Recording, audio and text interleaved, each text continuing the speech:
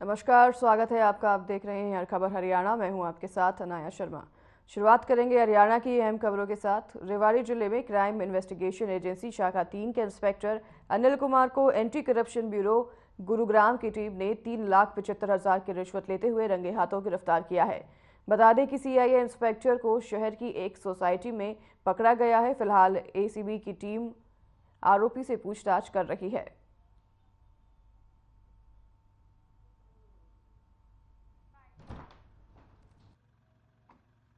आज ये सचिन कुमार निवासी कालाका ने आके कंप्लेंट दी कि उसको उसको और उसके साथी को सीआईए इंचार्ज थर्ड रेवाड़ी एक केस में नाम लेने के लिए निकालने के लिए उससे जो है 4 लाख रुपए की रिश्वत मांगेगी। आज उसने हमें शिकायत दी। शिकायत पे हमने रेडिंग पार्टी तैयार करके रेड की और जो है 3,75,000 रुपये में रंगे हाथों गिरफ्तार हुआ। आगे क्या कुछ कार्रवाई की जा रही है? आगे अभी इन्वेस्टिगेशन जारी है।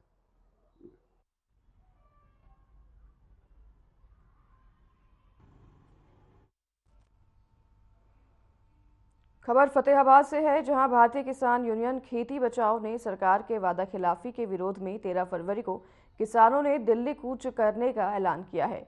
इसके पहले फतेहाबाद में ट्रैक्टर रैली निकालकर सरकार को चेतावनी दी थी। सैकड़ों की संख्या में किसानों ने भाग लिया था।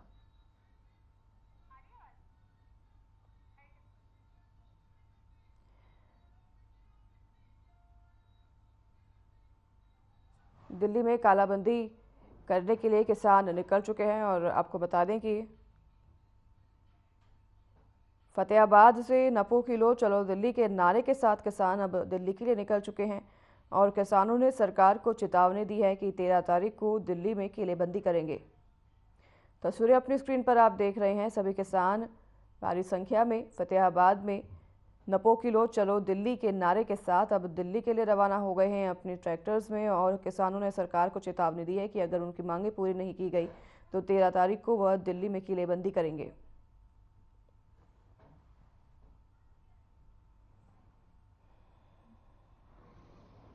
देखिए, मैं एक चीज़ स्पष्ट कर देना चाहता हूँ। हम पूरे ढंग से गैर राजनीतिक रह के हम अपना आंदोलन लड़ते हैं। पहले भी लड़ा था, आगे भी लड़ेंगे। अब सरकार के पास दो विकल्प हैं। 13 फरवरी को दिल्ली कूच होगा। देश के लाखों किसान दिल्ली की तरफ कूच करेंगे। आज उसका छोटा सा ट्रेलर सरदार जरनैल सिंह चहल और बीकेयू खेती बचाओ ने दिखा दिया है। ये तो एक छोटा सा ट्रेलर है। असली फिल्म 13 को दिखाएंगे। कल हिसार के नारनौंद में भी बहुत बड़ी महारैली होने जा रही है, जिसमें सब किसान नेता पहुंचेंगे। या तो सरकार हमारी मांगों को मान ले। अगर सरकार हमारी सारी मांगें मान लेती है तो हमें किसी से कोई दिक्कत नहीं है। लेकिन यदि हमारी सरकार यदि हमारी मांगों को नहीं मानेगी तो जो आगामी लोकसभा चुनाव आ रहे हैं उसमें सरकार को उसका बहुत नुकसान उठाना पड़ेगा और इस चुनाव में सरकार की तिरामी करवा देंगे ये किसान। ये सरकार फिर दोबारा सत्ता में नहीं आएगी अगर किसानों की अनसुनी करी गई तो सरकार के पास दो ही विकल्प है। या तो सरकार हमारी बात मान ले, नहीं तो सरकार ने लिखती में पूरा करने का वादा किया था हमसे, लेकिन सरकार को गलतफहमी हो गई कि हो सकता है अब किसान पहले की तरह उठ ना पाए। तो उस गलतफहमी में सरकार चुप कर गई और उन बातों से अपने से मुकर गई। तो आज जिस तरह से फतेहाबाद का किसान आज उठा है, 3,000 से ज़्यादा ट्रैक्टरों के साथ एक काफिला निकाला है, जहां पर पूरे उत्साह में पहुंचा है। तो इससे आप अंदाज़ा लगा सकते हैं कि किसान सोया नहीं है, किसान सुस्त नहीं पड़ा। किसान अपनी मांगों के लिए सतर्क है और अपनी मांगें मनवाने के लिए फिर से दिल्ली के लिए कूच करने के लिए तैयार है। हमारी मांगे, सबसे बड़ी मांग जो है वो स्वामीनाथन आयोग की रिपोर्ट लागू करवाना, उस एमएसपी के हिसाब से फसल खरीद की गारंटी का कानून बनवाना, संपूर्ण भारतीय किसान मजदूर का कर्जा माफ कराना। जो हम नॉन पॉलिटिकल का हिस्सा उनका पार्ट है हमारे भाई जरनैल सिंह जी।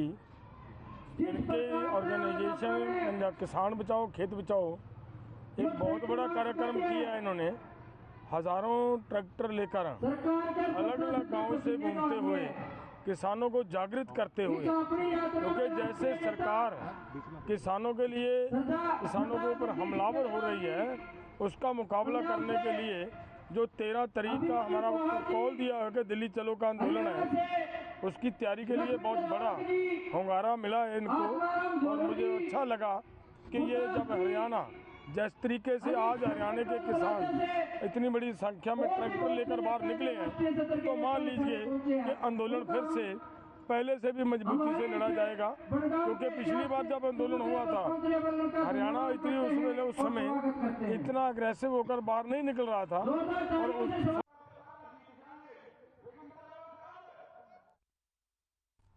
अचानक से आई मौसम में बदलाव के कारण आम जनता को खासा परेशानी का सामना करना पड़ रहा है। वहीं किसानों के लिए यह मौसम किसी वरदान से कम नहीं है, क्योंकि बारिश के कारण न केवल प्रदूषण कम हुआ है बल्कि रबी के फसलें भी खिल उठी हैं। इस बारे में जानकारी देते हुए भिवानी कृषि उपनिदेशक ने बताया कि जिला भिवानी में रबी की फसलों का लगभग 7 लाख एकड़ एरिया है, जिसमें सरसों, गेहूं, चना, जौ की बिजाई की गई है। वहीं बारिश मुख्य रूप से गेहूं और सरसों के लिए काफी फायदेमंद है। जिला में लगभग 8 mm बारिश दर्ज की गई है, जिसकी वजह से फसलों को अब खासा फायदा होने की आशंका है।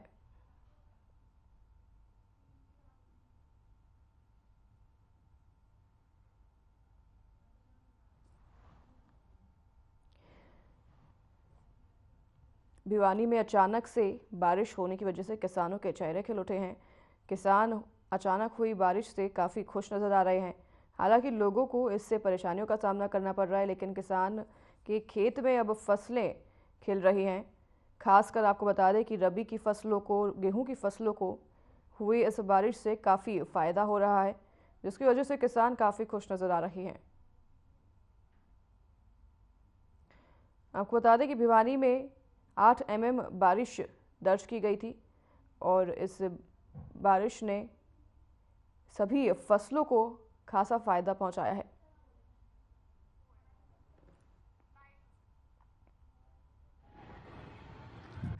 मेरा नाम राजेश है और मैं जमींदारा करूँ हूँ।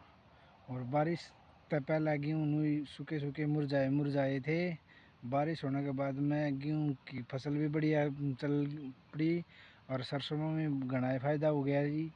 और बारिश से भाई खेती में जो अड़सा था वो भी धो गया और बारिश के घने फायदे हो गए जी।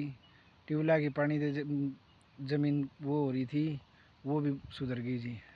तो डीजल की बात करें तो जी अब इस बारिश से महीने भर पानी देने की जरूरत नहीं है, 1 महीने में 2 बार पानी देना पड़ता। डीजल की भी खूब बचत हुई है जी।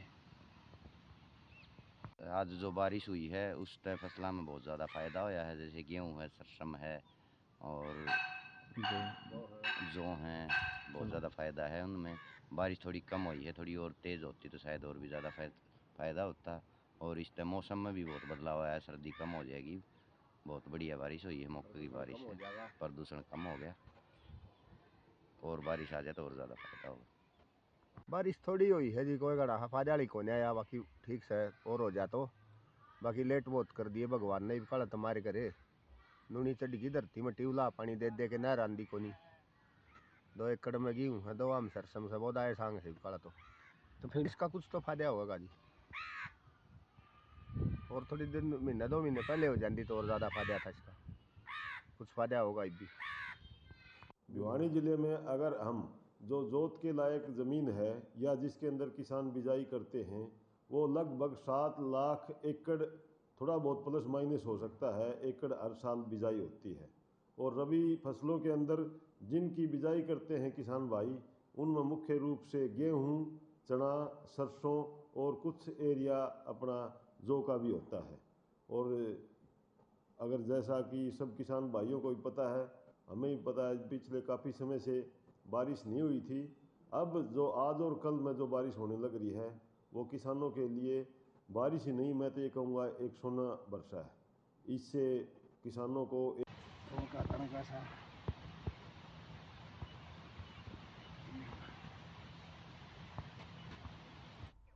शुक्रवार को पंजाब हरियाणा हाईकोर्ट में सरकारी स्कूलों की बदहाली और अध्यापकों की कमी के मामले में सुनवाई हुई। हरियाणा सरकार ने हाईकोर्ट में एफिडेविट दाखिल किया। प्रदेश में टीजीटी के 16,537 पद खाली हैं, पीजीटी के 11,341 पद खाली हैं। वहीं इस मामले में अब अगली सुनवाई 19 अप्रैल को होनी है। आपको बता दें कि इससे पहले सरकारी स्कूलों में शौचालय और पीने का पानी जैसी बुनियादी सुविधाओं को लेकर सरकार को पहले भी जुर्माना लगाया जा चुका है।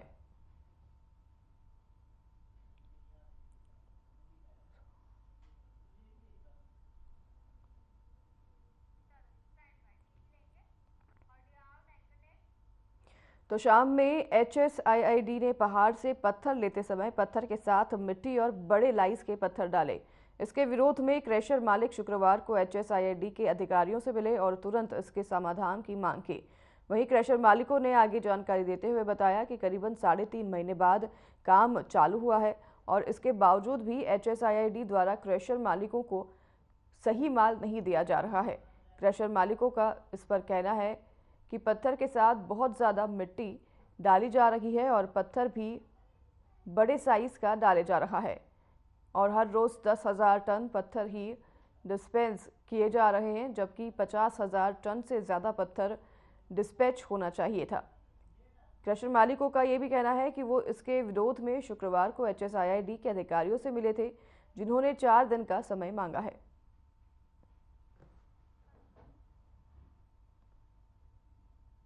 तो शाम में HSIID का आरोप है कि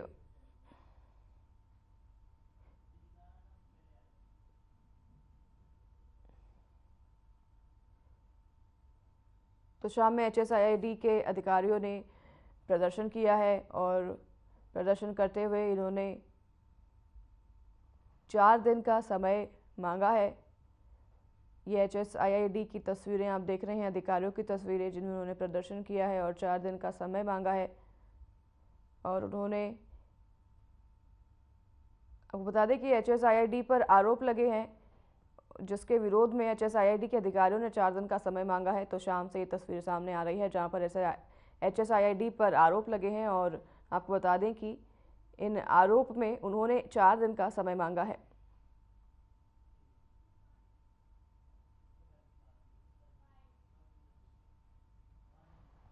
मामला ये है जी, काफ़ी दिन के बाद बाढ़ चले है। बाढ़ सुचारू रूप से चलने की प्रक्रिया में HSIDC और धनसर कंपनी क्रशर वालों को काफ़ी परेशानी कर रही है। जो ऑक्शन दी है उसमें प्योर मिट्टी डाली जा रही है, बड़ा पत्थर डाला जा रहा है। इसकी एवज में इनका काम क्या है कि यहाँ से कमीशन खोरी दोबारा से शुरू हो जाए। जब पहले बाढ़ चलता था तो कमीशन खोरी काफ़ी चली है, बहुत आदमियों को तकलीफ हुई है। सब भाइयों ने मिलकर उस कमीशन को बंद कर दिया। दोबारा से HSIDC धनसर कंपनी मिलकर उस कमीशन को दोबारा से चालू करना चाह रही है। इस एवज में सब क्रशर वालों को परेशान किया जा रहा है। उसका कारण सिर्फ मिट्टी, बड़ा बोल्डर न प्रोडक्शन करना, पहाड़ में ब्लास्टिंग नहीं करना, मिट्टी इधर से उधर डाल के पिटों में डाली जा रही है और वो क्रशरों पे डाली जा रही है। मामला ये थी, पहाड़ काफ़ी दिनों से बंद था और HSIDC पहाड़ के चलने के बाद हमारे साथ बिल्कुल भी बिहेवियर गलत कर रही है। पत्थर के अंदर मिट्टी दे रही है, बड़े साइज़ का पत्थर दे रही है, डिस्पैच भी नहीं कर रही है। एक दिन में जहां 50,000 डिस्पैच होना चाहिए वहां 10,000 डिस्पैच नहीं मिल रहा हमें। हर प्रकार से क्रशर वालों को पीड़ित कर रहे हैं, ताकि जो HSIDC में उसका ब्लास्टिंग का जिसने टेंडर लिया है, धनसेर कंपनी नाम है उसका, उसके थ्रू HSIDC पैसे लेती है। HSIDC पहले क्रशर वालों से पैसे डायरेक्ट नहीं लेती थी, भाई धनसेर कंपनी लेती थी। लेकिन अब क्रशर वालों ने बिल्कुल कोई भी पैसा देने से मना कर दिया, तो इनको दर्द होता है, इसलिए हमें परेशान कर रही है। कितने पैसे आपसे जो मांगे जा रहे हैं? अभी तक ये नहीं है, मांगे नहीं जा रहे, लेकिन प्रताड़ित इतना किया जा रहा है कि भी हम लोग खुद चल के जाएं कि भी पैसे ले लो, हमें बढ़िया माल दे दो, ये चाह रहे। तो आज जो आप यहाँ पर ऑफिस में आए हैं, तो आपको क्या आश्वासन मिला है अधिकारियों से? हम उन्होंने 3-4 दिन का टाइम ठीक करा देंगे, लेकिन एक दिन में, जो 3-4 दिन में तो हमारा जो 5 करोड़ का या 7 करोड़ का माल लिया है वो सारा ही खत्म हो जाएगा जी। सारी मिट्टी मिल जाएगी, उसके बदले में हमें 4 दिन निकाल भी देंगे। अगर करेंगे तो क्या करेंगे फिर इसका?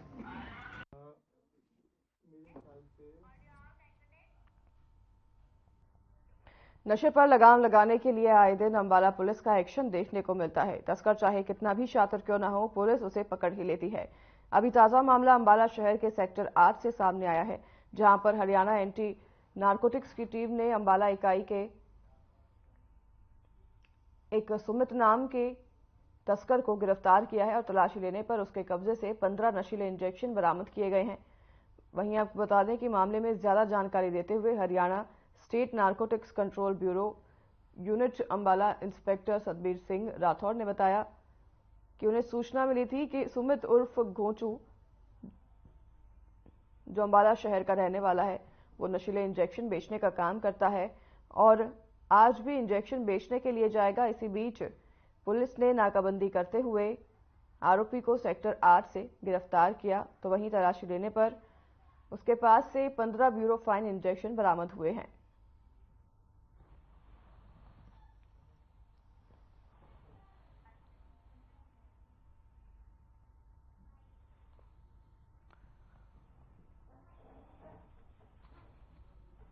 ब्यूरो का विभाग है जिसके प्रमुख श्री एडीजीपी श्री ओपी सिंह जी हैं और हमारे पुलिस अधीक्षक हैं श्री शशांक सावंत जी और अनिल कुमार जी और हमारे डीएसपी साहब हैं श्री जगवीर सिंह जी और इंस्पेक्टर श्री सतवीर सिंह जी के नेतृत्व में हमारी टीम दिन रात यह कार्य कर रही है। हमें एक दोपहर के समय में सूचना प्राप्त हुई हमारे एएसआई मतलूब खान जी और फूल सिंह जी और गुरमेल जी और अशोक जी ड्यूटी पे थे, गश्त पे थे कि शनिदेव मंदिर के नजदीक कोई व्यक्ति नशीले पदार्थ बेच रहा है।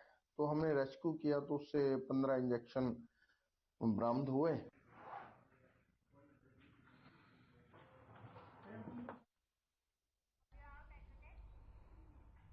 कैथल कृषि विभाग उपनिदेशक बलवंत सहारन ने मौसम में हुए बदलाव और बारिश पर बोलते हुए कहा कि 31 जनवरी को कैथल जिले में हल्की बूंदाबांदी रही, वहीं पुंडरी ब्लॉक में 2 mm बारिश हुई थी। कल रात जो बारिश हुई है उसमें पूरे जिले पर असर देखने को मिला है, वहीं कहीं पर 3 mm या 5 mm और पुंडरी ब्लॉक में 10 mm बारिश हुई है, जो कृषि जगत के लिए बहुत फायदेमंद साबित होगी। और रात के तापमान में लगातार गिरावट दर्ज की जाती थी, अब बढ़ोतरी होती नजर आ रही है। तो हमारे जिले की बात करें तो कहीं बूंदाबांदी थी, ड्रिजलिंग टाइप ही था, कुछ ज़्यादा बारिश नहीं थी। एक पुंडरी ब्लॉक में 2 mm बारिश हुई थी, इसमें सभी जगह लगभग कवर हुआ है। कहीं 3 mm है, कहीं 5 mm है, कहीं 4 mm है, पुंडरी में 10 mm भी है, जो कि एक बहुत ही अच्छी बात है। किसानों के लिए एक सोने के रूप में ये बूंदें आकाश से बरसी हैं कि जिससे मैं आपको बताना चाहूँगा रात का जो टेम्परेचर था वो उसमें उठा हुआ है, जो बिल्कुल 5 डिग्री 6 डिग्री था उसमें कुछ जो गिरा हुआ था ऊपर उठा है, जिससे अब न्यूट्रिएंट्स अपटेक होगा, फसल में जो खाद दी हुई है किसानों ने उसका अपटेक होगा, तो जो ग्रीनरी बनेगी, पीलापन हटेगा और बढ़वार की तरफ हमारी गेहूं जाएगी, जो कि कैथल में अधिकतर क्षेत्र गेहूं में ही है। तो यदि बात करें तो 1,70,000 हेक्टेयर गेहूं की बिजाई की हुई है और गेहूं अभी तक बहुत अच्छी हालत में है और अब 2 दिन में आप देखेंगे ग्रोथ भी अच्छी बढ़ने लग गई है।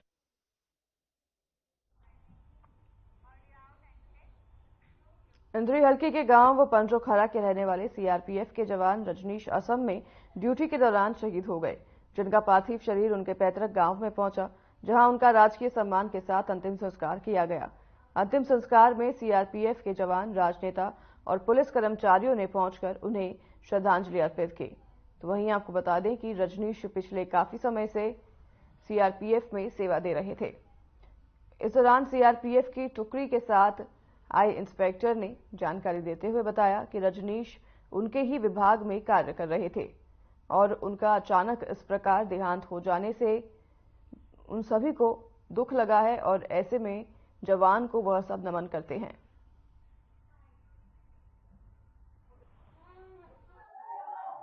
हमारे बीच से हमारा एक साथी जो कि हमसे बिछड़ गया और इस चीज का हमें हमारे सीआरपीएफ परिवार को बहुत दुख है, लेकिन अब ऊपर वाले की मर्जी के अलावा कुछ चल नहीं सकता है।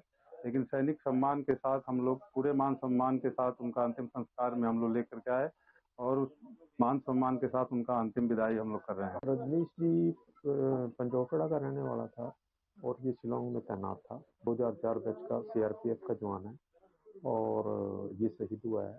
इसकी बड़ी दुखदायी घटना है और इसको पूरे सैनिक मान सम्मान के साथ इसका अंतिम संस्कार किया। देखिए, आज गांव पंजोखड़ा के एक जवान तो असम के अंदर जो है रिक्रूट थे, आज उनका पार्थिव शरीर गांव के अंदर लाया गया है। सारे ग्रामीण और आसपास के क्षेत्र के अंदर शोक की लहर है और भावभीनी श्रद्धांजलि देने के लिए, अंतिम विदाई देने के लिए तमाम लोग यहाँ पर एकत्रित हुए हैं। और ये जो सेना के लोग हैं, जब सरहद के ऊपर रक्षा के लिए ये खड़े होते हैं और वहाँ पर अपने प्राणों की आहुति देते हैं किसी भी रूप में, तभी हम खुली हवा में, एक आज़ादी की हवा में सांस ले पाते हैं। तो आज पंजोखरा में भारी भीड़ के साथ अंतिम विदाई देने के लिए सभी लोग नागरिक सम्मान में यहाँ पर पहुंचे। हरियाणा में रुक रुक कर हो रही बारिश ने लोगों की मुसीबतों को फिर बढ़ा दिया है। यमुनानगर में सुबह से ही रुक रुक कर बारिश हो रही है, लेकिन जिले का नज़ारा उस वक्त बदल गया जब आसमान से ओलावृष्टि हुई। कुछ ही देर में जमीन पर पूरी तरह से बर्फ से सफेद चादर बिछ गई और लोग ये नज़ारा देखकर यमुनानगर को शिमला बताने पर मजबूर हो गए।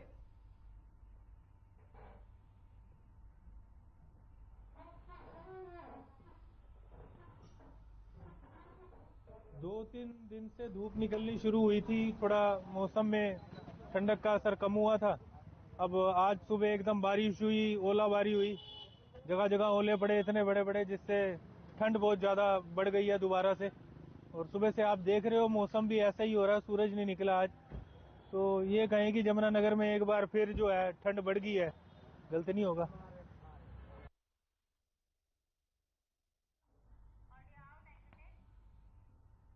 रेवाड़ी शहर के लोग आवारा कुत्तों की वजह से खासा परेशान हैं। गुरुवार को एक कुत्ते ने करीबन आधा दर्जन लोगों पर हमला कर दिया, जिसमें से घायल एक व्यक्ति का अंगूठा भी चबा गया, जबकि दूसरे व्यक्ति की 2 उंगलियों में फ्रैक्चर आया है। वहीं आपको बता दें कि घायलों ने जानकारी देते हुए बताया, जिस कुत्ते ने उन पर अटैक किया वो पूरी तरह से पागल हो चुका था और कुत्ते ने कई लोगों पर हमला किया है।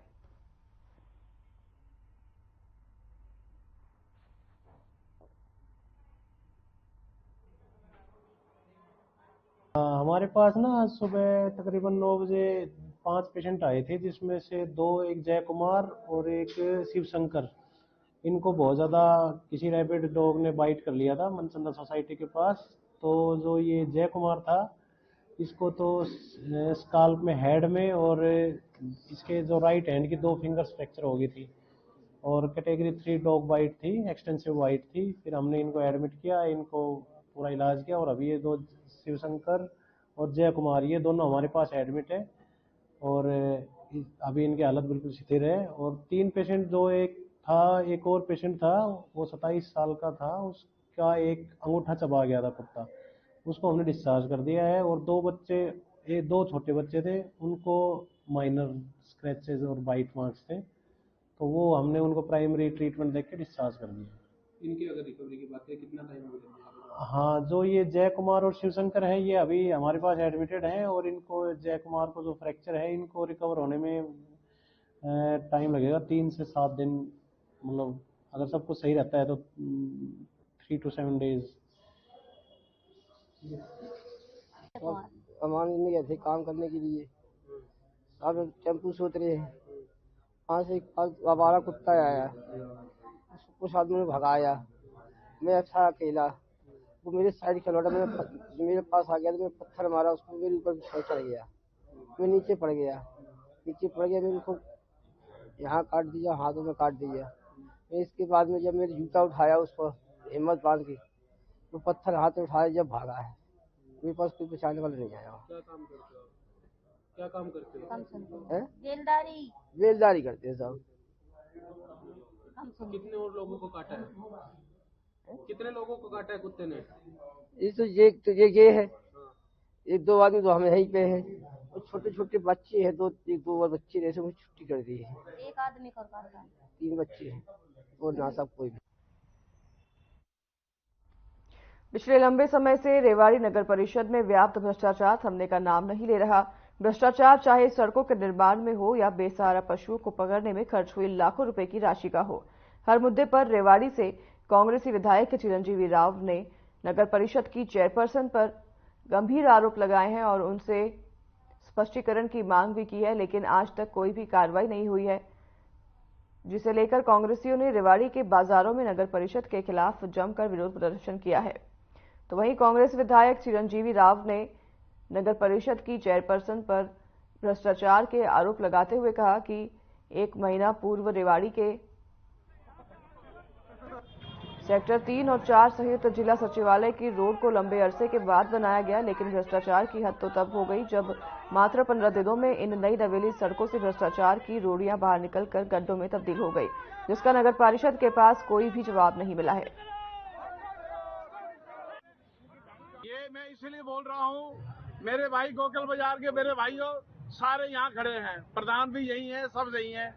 मेरे को बार बार कोसा जाता है कि माता जी आप इस इलाके के पार्षद हो, ये क्या हो गया, रोड का देखो कितना बुरा हाल है, बाथरूम का कितना बुरा हाल है, इतनी गंदी बदबू, मेरे मतलब ये है, आज 3 साल हो गए मैं नगर परिषद में, और मैं दूसरी भाषा इस्तेमाल नहीं करना चाहता, क्या क्या कि मैं थक गया हूँ, लेकिन यहाँ का कोई सुधार नहीं हुआ।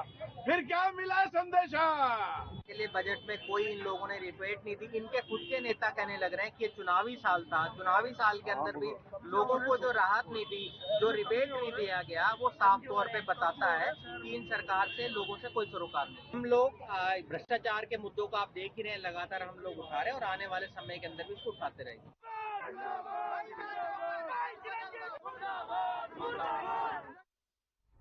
तो फिलहाल इस बुलेटिन में हमारे साथ बस इतना ही। नमस्कार।